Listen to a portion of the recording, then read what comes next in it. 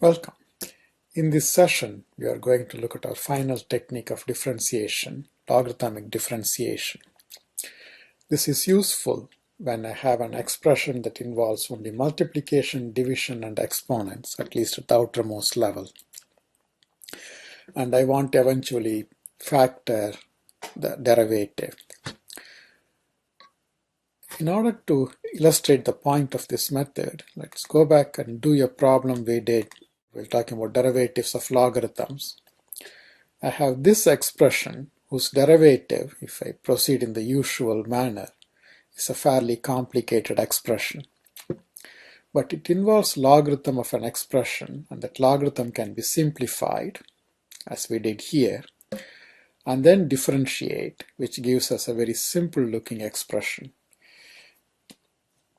Factoring this is just a matter of factoring out 8x from the two terms and then combining the two fractions by using their common denominator.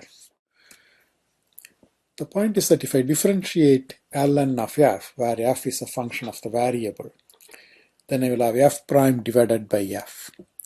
So if I know the derivative of ln of f, then f prime is just f times the derivative of ln of f. So by simplifying ln of f and differentiating, I get a factored form of f prime, which is what, when I use this method, I usually am interested. Let me illustrate this method using a simple example.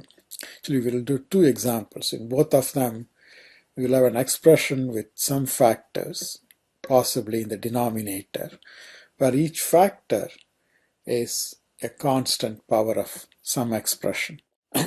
I'm going to call the function I need to differentiate f, but then I'm going to take its ln, and in this case I have a radical. I'm going to write that as a fractional power. Now ln converts division to subtraction and multiplication to addition. So ln of the quantity 1 plus x squared 1 minus x cubed divided by 1 plus x squared to the power 7/3 will be ln of 1 plus x squared plus ln of 1 minus x cubed minus ln of 1 plus x squared power 7/3. Exponents inside logarithm come outside as coefficients. So ln of 1 plus x squared is 2 ln x. Ln of 1 minus x cubed is 3 ln 1 minus x.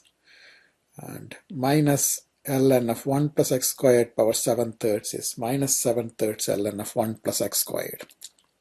With some experience, you can combine these two steps. So just think of exponents in the numerator as positive, exponents in the denominator as negative exponents. Then if you have a bunch of factors, some possibly in the denominator, where each factor is some power of some expression, the power becomes the coefficient negative if that factor is in the denominator, and then ln of what's in the base.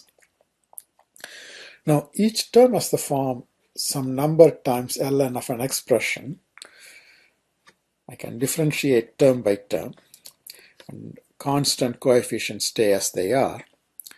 So when I differentiate ln of the given function, I will start from this and differentiate that. So I get 2 times derivative of ln of 1 plus x. To differentiate ln of something, I use the pattern we have noticed before. The expression inside the ln goes in the denominator. It's because derivative of ln is the reciprocal of its argument. And by chain rule, I must multiply it with the derivative of the inside. So when I multiply a fraction by some expression, it's equivalent to putting that expression in the numerator. So I just put the derivative of the expression inside the logarithm in the numerator.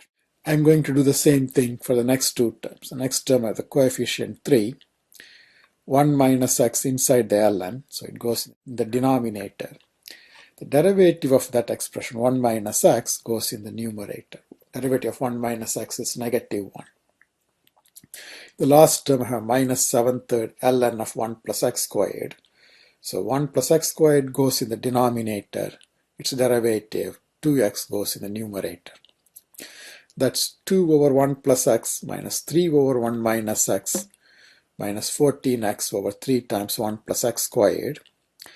Now to get the derivative of the original function f, that is to get f prime, I must multiply this by f of x, that is the original function. Don't forget about this step when you do logarithmic differentiation. Let's do one more example.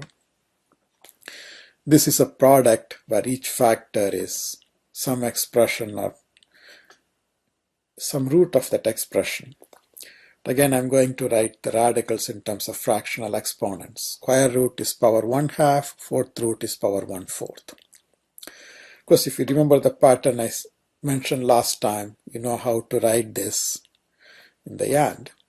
Or you can proceed step by step. First of all, ln converts multiplication to addition. So I get ln of 1 plus x. And then I will get ln of 1 plus x squared to the power 1/2. But I can bring the 1/2 outside as the exponent. So I get 1/2 ln of 1 plus x squared. And same way from the last factor, I get 1/4 ln of 1 plus x power 4. Now I need to differentiate this. If I differentiate this, since I'm differentiating ln of f, I get f prime over f. Then I differentiate this expression term by term using the general pattern for differentiating logarithms. First term in the ln of f is ln of 1 plus x. Its derivative will have the 1 plus x in the denominator. Derivative of 1 plus x are 1 in the numerator. Second term, the 1/2 is a constant factor. I keep it as it is. And then 1 plus x squared is inside the logarithm, so it goes in the denominator. And derivative of 1 plus x squared, namely 2x, goes in the numerator. And the last term I will get 1/4, 1 plus x power 4 in the denominator, 4x cubed in the numerator. Or if you simplify this, I get 1 over 1 plus x over 1 plus x squared plus x cubed over 1 plus x power 4. This is f prime over f, so f prime is all of this multiplied by the original function f. So this is the original function f, this is the derivative of the logarithm, that product is the derivative of the original function.